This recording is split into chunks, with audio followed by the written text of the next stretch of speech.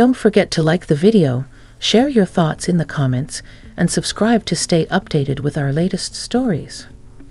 The afternoon sun was doing that lazy, golden hour thing it does in late May, painting long shadows across my lawn. I was out front, pretending to fuss over the azaleas, but mostly just enjoying the quiet warmth, the smell of cut grass hanging in the air. It had been a long week, one of those where the silence in the house felt heavier than usual.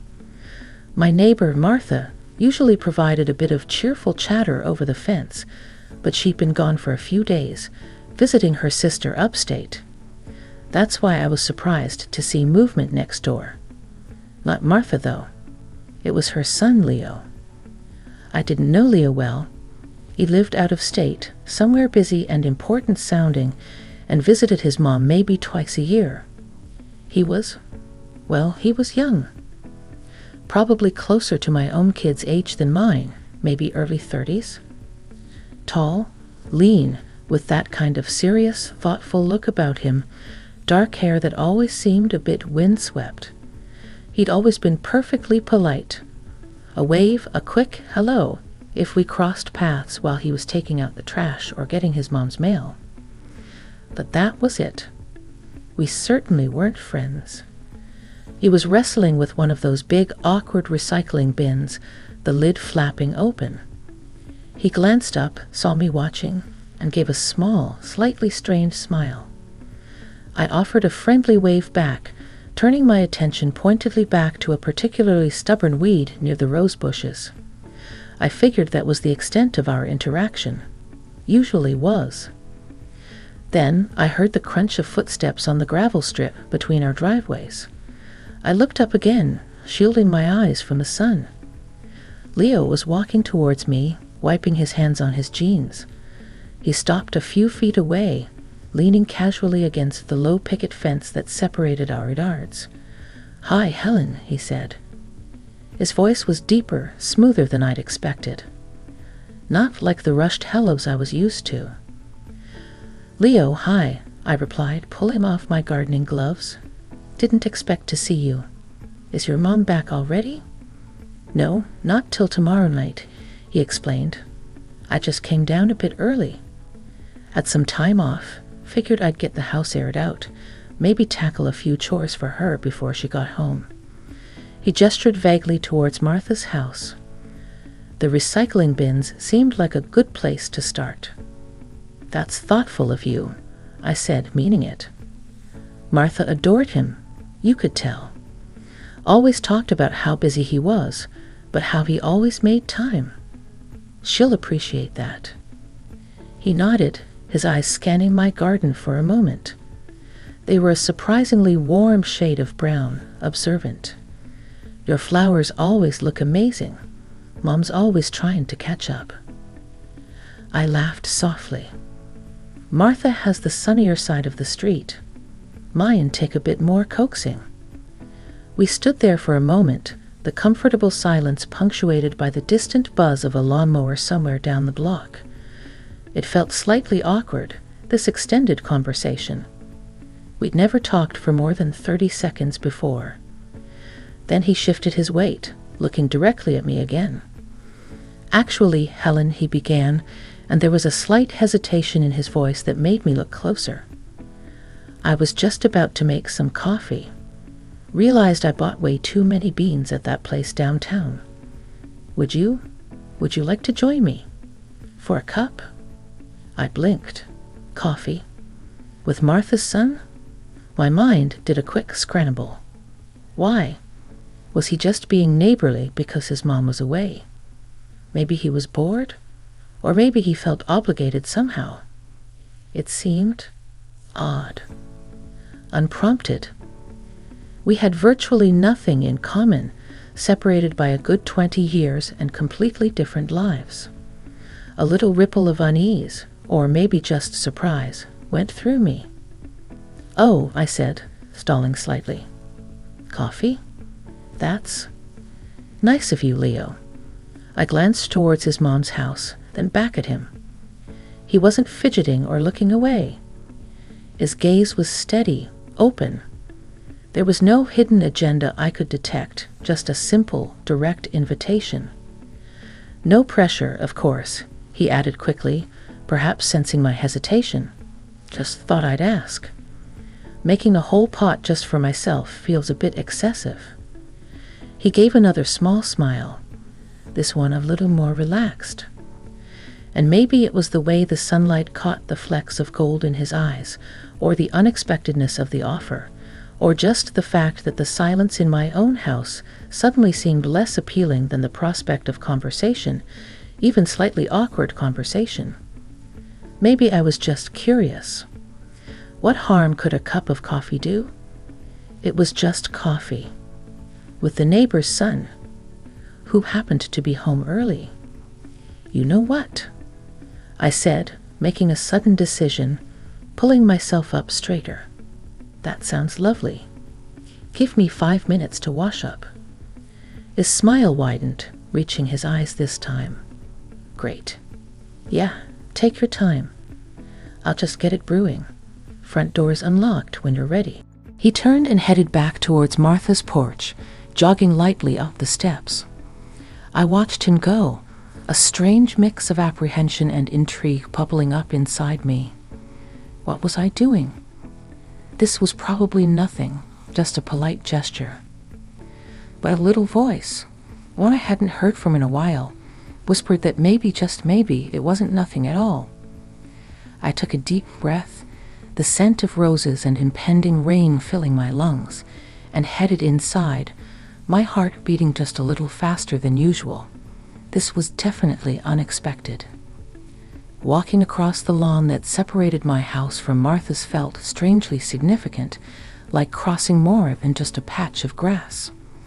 The 5 minutes I'd asked for stretched closer to 10 as I changed out of my gardening clothes, ran a brush through my hair, and applied a touch of lipstick, something I rarely bothered with unless I was actually going somewhere.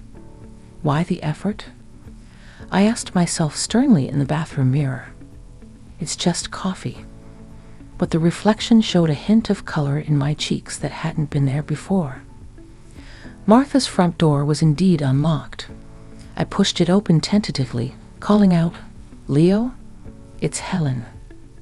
In the kitchen. His voice called back, followed by the clatter of ceramic mugs. Martha's kitchen was exactly as I remembered it, cozy, slightly cluttered in a homey way, with cheerful yellow walls and rooster-themed everything. The air was thick with the rich aroma of freshly brewed coffee. Leo was standing by the counter, pouring dark liquid into 2 sturdy-looking mugs. He'd taken off his light jacket, and the rolled-up sleeves of his shirt showed surprisingly strong forearms. He looked up as I entered, gesturing towards the small, round table tucked into the breakfast nook. "Have a seat," he said. "Milk? Sugar?" "Just a splash of milk, please," I replied, sliding into one of the cushioned chairs. The nook overlooked Martha's backyard, which, unlike mine, was bathed in the full glory of the afternoon sun. Her bird feeders were busy with activity. He brought the mugs over, placing one in front of me before sitting opposite. Up close, I could see the faint lines around his eyes, suggesting he smiled more often than his default serious expression let on. He wasn't boyish, despite being younger than me. There was a certain maturity, a self-possession about him. "Thanks again for this," I said, wrapping my hands around the warm mug. "It smells wonderful." "My one essential vice," he chuckled. "Good coffee. Mom usually just has the instant stuff. Bless her heart." We started talking, easily at first, about his trip down, the traffic, his mom's upcoming return. He asked about my kids, remembering their names from brief mentions Martha must have made over the years. I told him about Sarah finishing her master's degree and Michael getting settled into his new job across the country. It felt normal, neighborly. But then the conversation shifted.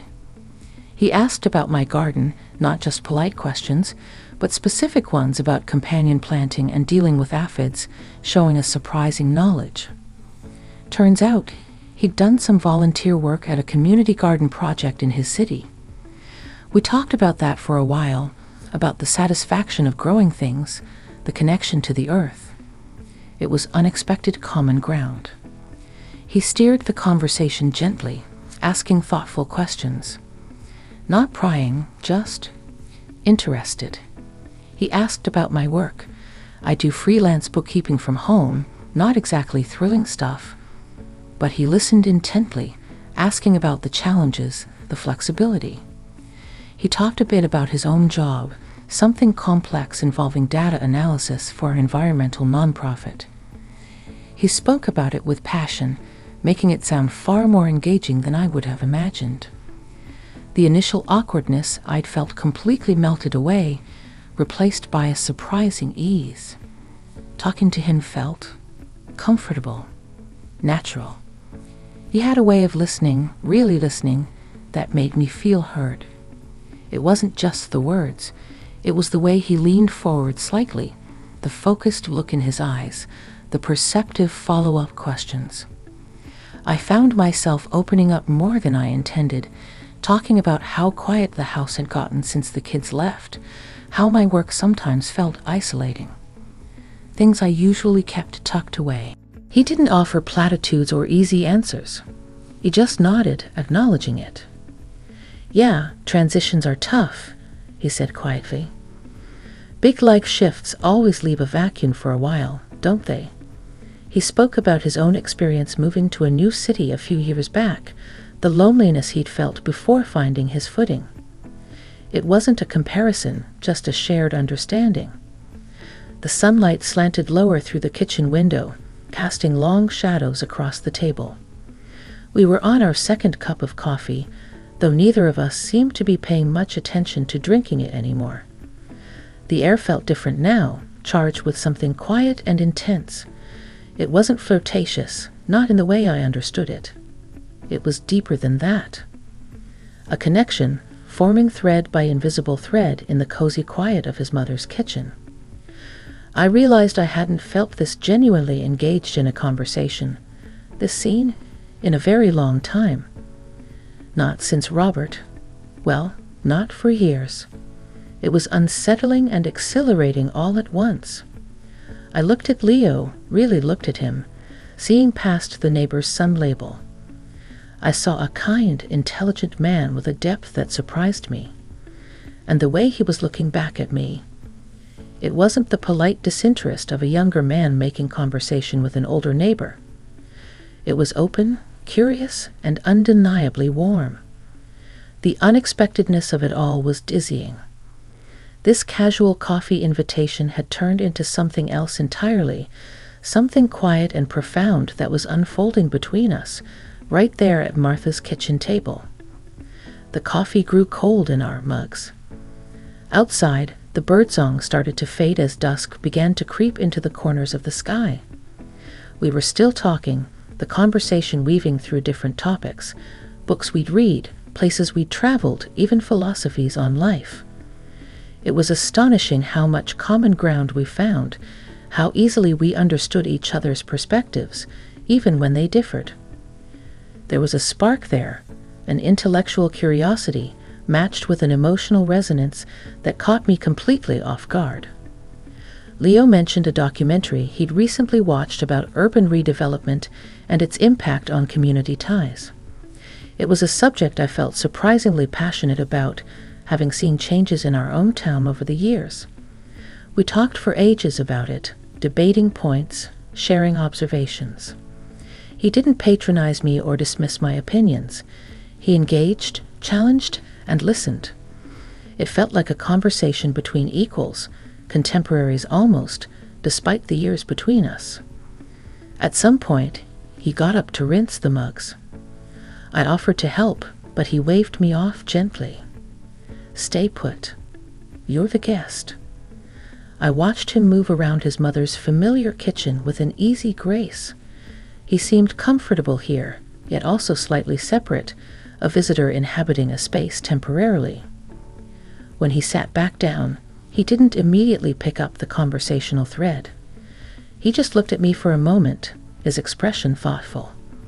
"You know, Helen," he said slowly, his voice softer now. "My mom talks about you sometimes. Says you're one of the kindest people she knows." I felt a blush creep up my neck. "Oh, Martha's just biased," I deflected, slightly flustered. "We look out for each other, that's all." "Maybe," he conceded, a small smile playing on his lips. "But she also says you seem a little lonely sometimes, since your husband passed and the kids moved out." His directness took my breath away for a second. It wasn't rude, just frank, honest. It hung in the air between us, undeniable.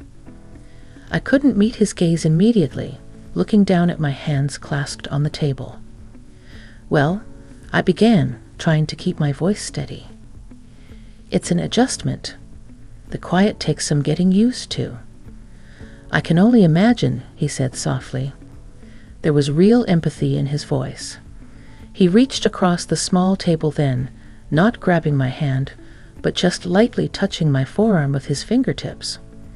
It wasn't a romantic gesture, not exactly, but it was incredibly intimate. A simple acknowledgement. A point of contact that sent a surprising jolt through me, warm and electric. I looked up, meeting his eyes. They were full of understanding. No pity, just connection. "It's not easy," I admitted, the words coming out barely above a whisper. "Sometimes it feels like that chapter of my life is completely closed, and I haven't quite figured out how to start the next one." He held my gaze, his fingers still resting lightly on my arm. "Maybe chapters don't close," he suggested. "Maybe they just blend into the next one. New characters come in, the plot takes unexpected turns." His words resonated deeply. Unexpected turns, like this afternoon. Like sitting here, sharing vulnerabilities with my neighbor's son, feeling more understood than I had in years. The air crackled with unspoken thoughts, with the intensity of this sudden, profound connection. It was more than just shared interests or a good conversation. It felt like stumbling upon a hidden clearing in a dense forest, a place of quiet understanding and mutual recognition. He eventually drew his hand back, but the warmth lingered on my skin. The intimacy didn't dissipate. It settled between us, comfortable and real. We talked a little more, but the energy had shifted. It was quieter, more reflective. He shared a little about a past relationship that had ended badly, not in detail, but enough for me to understand the echoes of hurt he still carried. It made him seem less like just Martha's son, and more like a person with his own history, his own scars. The respect between us was palpable. There was no game playing, no pretense. Just two people connecting on a surprisingly deep level, despite the circumstances, despite the age difference. It was the unexpectedness of it, the sheer authenticity of the moment, that made it so powerful. This wasn't just coffee. It was a discovery, a quiet revelation unfolding in the fading light. And I knew, somehow, that this afternoon would stay with me for a very long time. As the streetlights flickered on outside, casting pale yellow squares onto the kitchen floor, a sense of time returning seeped into our quiet bubble. Leo glanced at the clock on the microwave. "Wow, look at the time," he murmured. I didn't realize it had gotten so late. Neither did I admitted, feeling a pang of something akin to disappointment that the afternoon was ending. The conversation just flowed. "It really did," he agreed, meeting my eyes again. There was that same warmth, that same quiet intensity. "Helen, thank you. Seriously. For the company. For the talk. It was..." He trailed off, searching for the right word. "Really nice. much nicer than tackling those recycling bins alone. I smiled, a genuine smile that reached my eyes. The pleasure was all mine, Leo. It was unexpected, but lovely. We stood up simultaneously. The small kitchen suddenly felt very close. There was a moment of slight awkwardness, the kind that happens when an unusually intimate encounter draws to a close and the real world intrudes. How do you say goodbye after something like that? He walked me to the door, flipping on the porch light against the deepening twilight. Standing on the top step, I turned back to him.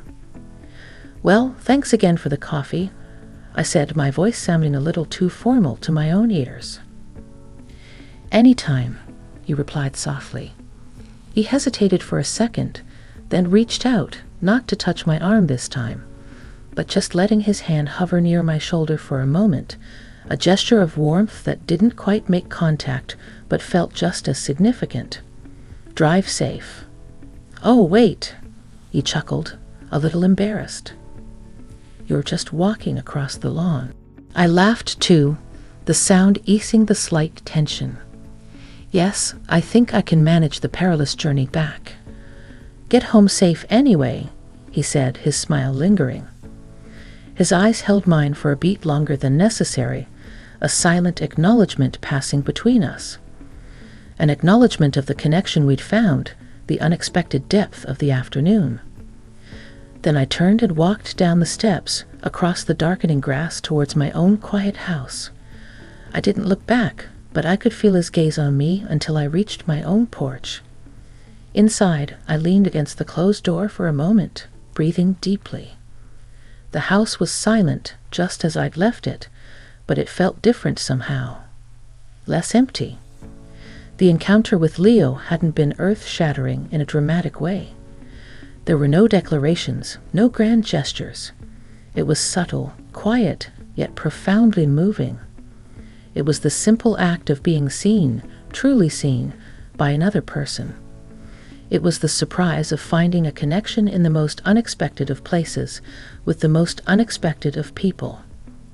Sitting later with a cup of tea, watching the late news without really registering it, I reflected on the afternoon.